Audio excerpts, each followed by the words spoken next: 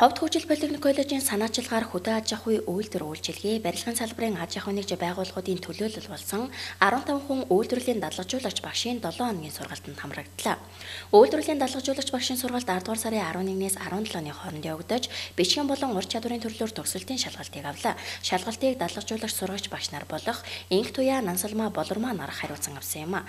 Аж ахуйн нэгж компаниудын ажилтнуудыг чадваржуулах дадлгажуулагч багш нарыг бэлтгэх сургалтыг жилд нэг удаа зохион байгуулдаг бөгөөд 5 дахь жилдээ үйлдвэрлэлийн дадлгажуулагч багш нараа бэлтгэн гаргаж байна. Суралцагч нар шалгалтаа өгж байна. Бичгийн шалгалт нь бол 2 цаг, мөн 4 шатлалт аргачлалаар одоо ур чадварын шалгалт өгөх байгаа.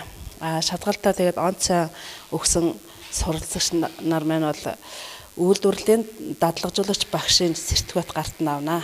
Энэ сургалтанд хамрагчнараа манайх хүүхдүүд маань үйлдвэрлэл дээр ажил олгогчийн зүгээс хандлага маань одоо ямар байх вэ, хамтын ажиллагаа маань ямар байх вэ, хүүхдүүд маань үйлдвэр дээр гараад яг одоо тэр хүнийхээ шаардлагыг хангасан мэрэгжил ур чадварыг эзэмшиж байна уу тэр бүгд дээр бид нар харилцан хамтарч ажиллахад маш их нөлөөтэй. Мөн ингэж ажилласнараа хүүхдүүдийнхаа бас бид нар ажлын байран дээр гологдохгүй боловсон хүчин гаргахад бас их нөлөөдөг гэж маш их ач холбогдол болгож явдаг байгаамаа. Шалгалтыг амжилттай өгсөн үйлдвэрлэлийн дадлгажуулагч багш нарт албан ёсны сертификат өгнө. Үйлдвэрлэлийн дадлгажуулагч багшийн сургалтаар бэлтгэгдсэн багш нар эргээд хөгжил политехник коллежийн суралцагч нарыг үйлдвэр аж ахуйн нэгжээр дадлгажуулж, багаж техник хэрэгсэлтэй харьцах арга зүй заах, чиглүүлэх үүрэгтэй ажиллах юм а.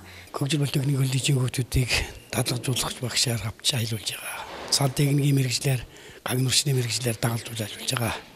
Одоо өнөөдрийн дадлгажуулагч багшийн сургалтанд сураад явж байна.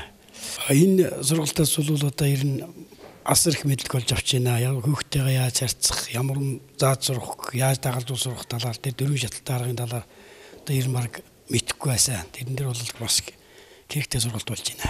Энэ политехник коллежийн дадлгажуулагч багш гэдэг сургалтанд сууснараа ер нь их юм сурж мэдэж бас зөв боловсон одоо хүүхдүүдтэй яаж харьцах вэ, үйлдвэрийн дадлагыг одоо хүүхдүүдийг яаж дадлгажуулах вэ гэдэг талаараа их мэдлэг хөндлөлөө. Ер нь бол өрөөгөөчтэй сайн дадлага болж байна гэж үзэж байна.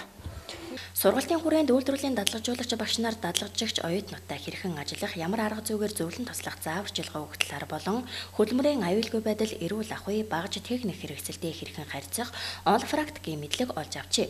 Ховд хөгжил политехник коллежийн суралцагч нар ихэвчлэн Баянзаан газрын шувуу, Ховд Скай, Тулгад багна, Бадамлах Түл, Буянт тэгш үйлээс Ховд багнат зэрэг компаниуд болон газрын харилцаа барилга хот байгуулалтын газар хуваарай бизнес эрхлэгчдийн аж ахуйн нэгжидээр үйлдвэрлэлийн дадлага хийдэг байна.